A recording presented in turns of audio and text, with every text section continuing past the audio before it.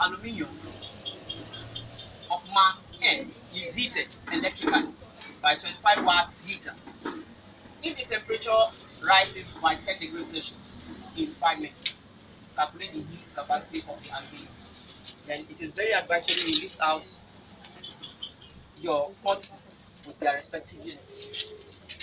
So you have the mass M, which is not stated, the mass M of the aluminium. Then the heater with the power, 25 watts, to heat up the aluminium block. And you have a rise in temperature for the aluminium block to be 10 degrees Celsius. And that happens for 5 minutes. So we are asked to look for the specific heat capacity, which is denoted as big C. Here, we have to first relate quantities. That power is denoted as P, not Q. Now, there is a relationship that power has with heat energy, because we say power is the rate with which energy is used up. So we say power is simply Q over T. And making the power the subject, we are going to have Q equals P times T. At the same time, we say that Q, which is heat energy, is simply equal to the product of the mass of a body, the rise in temperature of the body, and the specific heat capacity. Or, if I may put it just like this.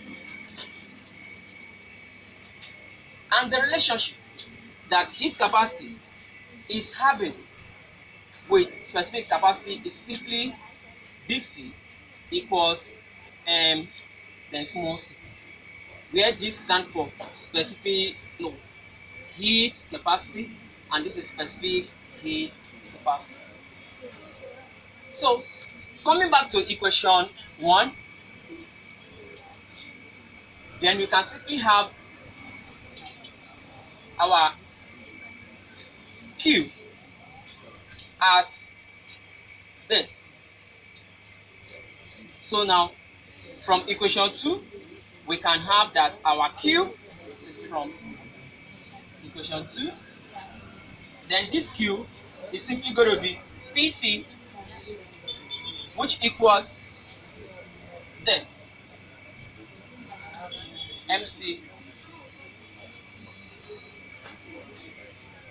So if this is equation 3 and equation 4, then we want to put equation 4 here, and then you can simply have PT equals C, then rise in temperature, whichever way.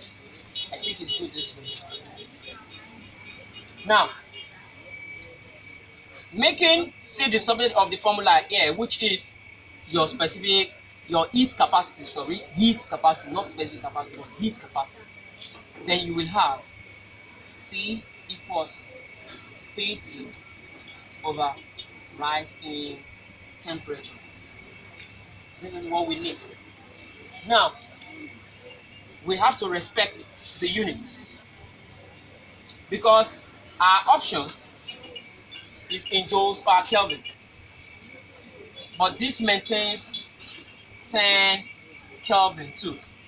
The reason being that the fundamental intervals you have between the ice and steam point on Celsius and Kelvin is 100 degrees.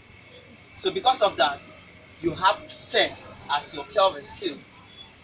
While your time has to be converted to seconds, which is simply 60 times 5, because 60 seconds make 1 minute, and you have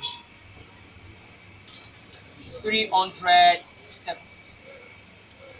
So now we just substitute all that we have in this equation. So now I'm going to write the equation. So we are able to compute. So you have C now equals the P stand for power, which is 25, times the T is 300 over the rise in temperature, which is 10. So simply, this cancels this. And then you have 25 times 30, which is of course 750. So this is 750 joules per Kelvin.